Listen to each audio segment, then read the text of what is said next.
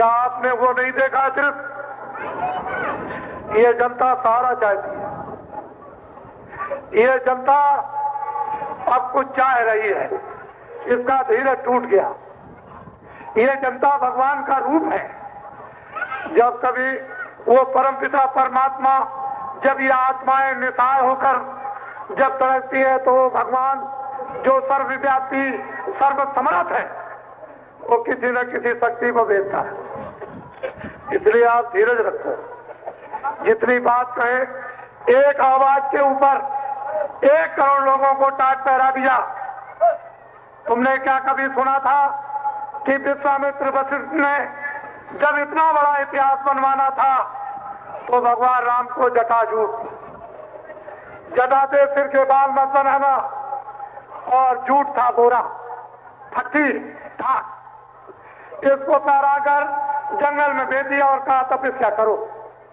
वहां उन्होंने तपस्या की, ऋषि सिद्धि शक्ति प्राप्त कर ली। फिर आदेश दे दिया काम करो, इतिहास बनेगा। काम करा के इतिहास बन गया। कृष्ण भगवान ने बलकर वस्त्र पहरा, वो टाट था, बोरा था। मोहम्मद साहब ने टाट पहरा। ईसा मसीह के पिताजी टाट पहनते थे। जब वो पैदा हुए तो उनको टाटी में उनको ढका गया था। क्या आप टाट क्या साधारण समझते हैं? आज के भौतिक युग में करोड़ आदमी एक आवाज, एक दिन की आवाज पर ये टाट पहले, ये साधारण बात नहीं है। गांधी महात्मा ने बड़ा प्रचार किया था कि चरखा चले और मोटा सूत काटकर अपने हाथ से तुम कपड़े पहनो, अपना देश तब जाकर के ठीक बनेगा। वो भी आप न कर सके। उसमें भी बहुत कुछ रह गया, कुछ न हो सका। जिस शराब के लिए कहा था एक भी बच्चा हमारा देश में शराब नहीं पिएगा, आज सारे के सारे लोग शराब पीने लगे। आपको शाकाहारी बनना है, सभी अनाज खाओ, जितनी सब्जियां 1000 बार खाओ, जितने फल है 100 बार खाओ, और दूध को 100 गिलास पियो, और किलो आप घी खा जाओ, और अच्छे से अच्छे कपड़े पहनो, और अच्छे से अच्छे मकानों में रहो, लेकिन शराब छोड़ दो।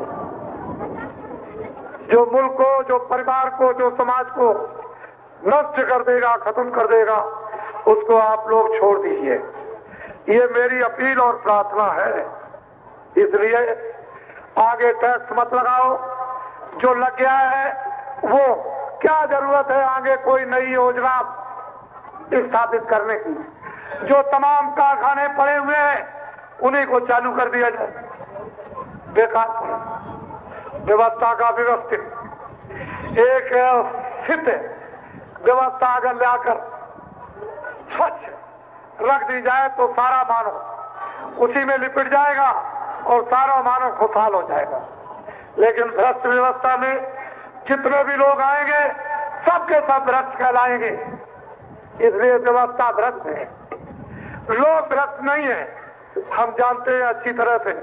नर नारी बच्चे बच्चियों, मैं अनमोल तुमको इस समय एक भौतिक एक व्यवस्था, इसको भी आप घबराओ मत। मैं आपकी हर तकलीफ में शरीक मदद करना चाहता हूं। 1 तकलीफ, 2 तकलीफ, 3 तकलीफ, ये तो काफिले के दर्शन करने से आपकी जाएगी। और मेरे हाथ में क्या है ये तो वो जानता है, ये आपको मालूम नहीं। और वो ये क्या कराएगा ये भी उसको मालूम। मैं आपकी हर तकलीफों में, हर मुसीबतों में शामिल, और ये मैं चाहता हूं कि मनुष्य तकलीफों से उपराम हो जाए, कष्टों से, व्याधियों से, झगड़ों से, परेशानियों से, उलझनों से ऊपर आ जाए और मनुष्य मनुष्य की जगह खड़ा हो जाए। देवियों का सम्मान, बच्चों से प्यार, बुजुर्गों का सम्मान, लोग एक दूसरे की सेवा करें। हमारे देश का ऐसा ही एक अविचल इतिहास रहा जो परिवर्तन नहीं बता सकता। उसकी एक अलग भूमिका और एक अलग महिमा है। तो मैं एक अनमोल चीज आपको देना चाहता हूं, ये पैसे से नहीं मिलेगी। एक लौकिक धन, एक पारलौकिक, एक लोक व्यवस्था, एक आत्म व्यवस्था, एक आत्म जीवन मुक्त। जिसको स्वर्ग कहो, वैकुंठ कहो, मुक्ति कहो, मोक्ष कहो, मैं दोनों तरफ आपके सहयोग में हूं और दोनों तरफ आपकी मदद करता हूं, कर सकता हूं। तो आप सब लोग आत्मा के अनमोल धन को, अनमोल खजाना जो मनुष्य के अंदर भरा हुआ और दरवाजा आपने बंद कर लिया, तो इसमें कोई किताबों की और देवताओं महात्माओं की गलती तो है नहीं। दरवाजा आपके पास, खजाना आपके पास, आंख आपके पास, कान आपके पास, लेकिन आंख और कान आप बंद कर लो, मन को, बुद्धि को, चित्त को गंदा कर लो, फिर क्या कोई क्या करेगा? फिर तो अधिकार आपको भी, हमको भी है।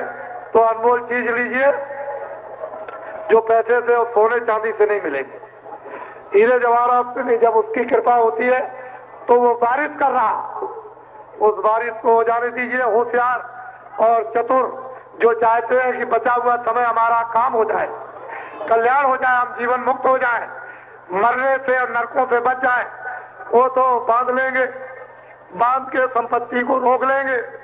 और जो नहीं समझते हैं, ना उनको लेना आता, ना उनको रखना आता। लेकिन जिसका काम वर्षा करने का, वो तो वर्षा कर देगा। वो तो जानता है कि मेरा डाला हुआ बीज कभी नाश नहीं होता, जब वक्त और समय आएगा तो जम जाएगा।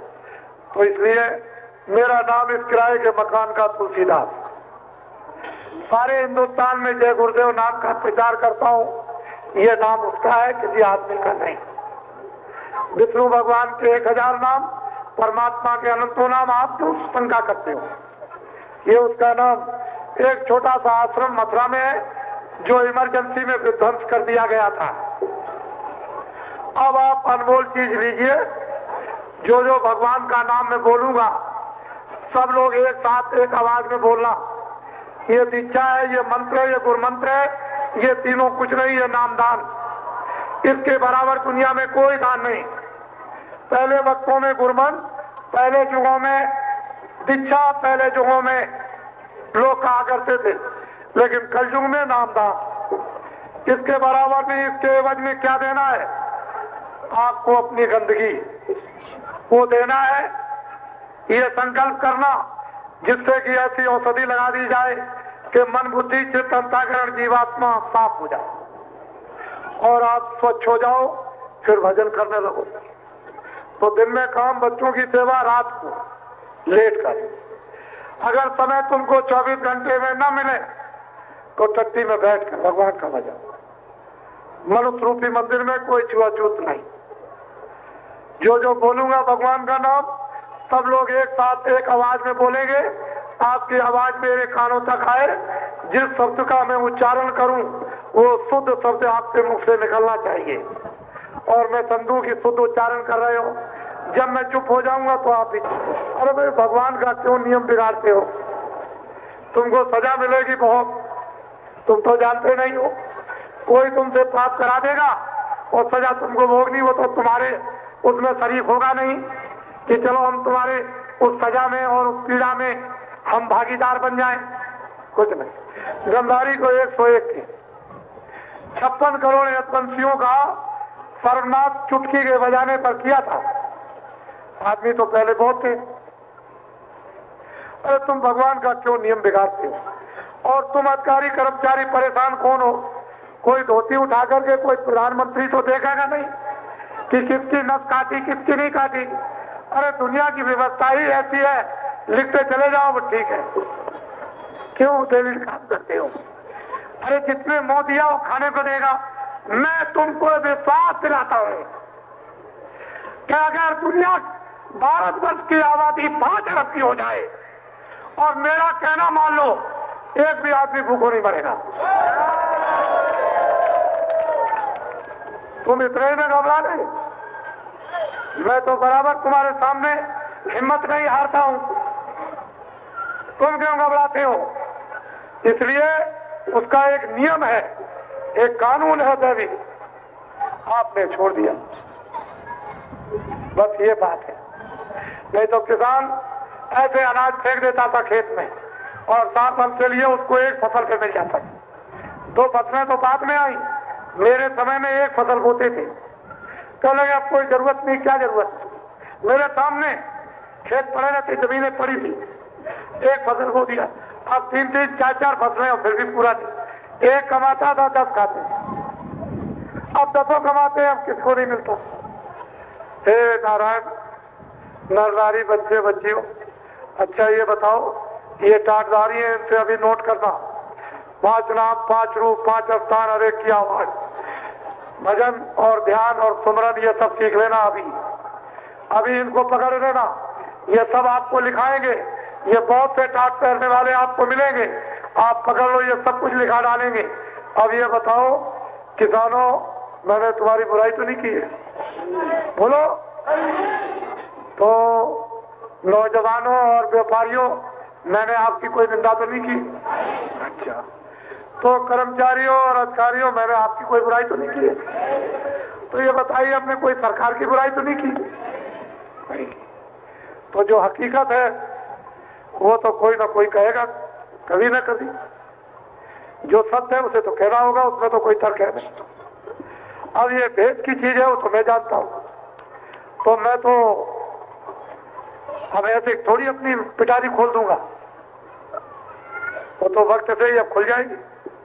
अब तो आपके सामने आया हूं, तो दोनों व्यवस्थाएं इधर उधर की, इसलिए मुझसे कभी भूल चूक हो, कभी मुझसे भूल हो जाए, कभी मुझसे गलती हो जाए, तो मैं आपका पक्का सेवक हूं। और कभी आपकी मृत्यु होने लगे, मान लो इनमें से कोई कल ही रात को जाने लगे और जाते वक्त में सिपाही खड़े हो जाए, कहें समय पूरा हो गया, मालिक का हुक्म हो गया, तो हमारी इतनी बात को याद रखना कि मुंह से तो बोल नहीं सकोगे, तो अंदर ही अंदर जय गुरुदेव, जय गुरुदेव, जय गुरुदेव। जब तुम जय गुरुदेव बोलोगे तो मैं मिलूंगा आपको। आप घबराते क्यों? लेकिन जय गुरुदेव बोलोगे तो मैं मिलूंगा, और जय गुरुदेव नहीं बोलोगे तो नहीं मिलेंगे। मैं पक्का आपका सेवक हूं।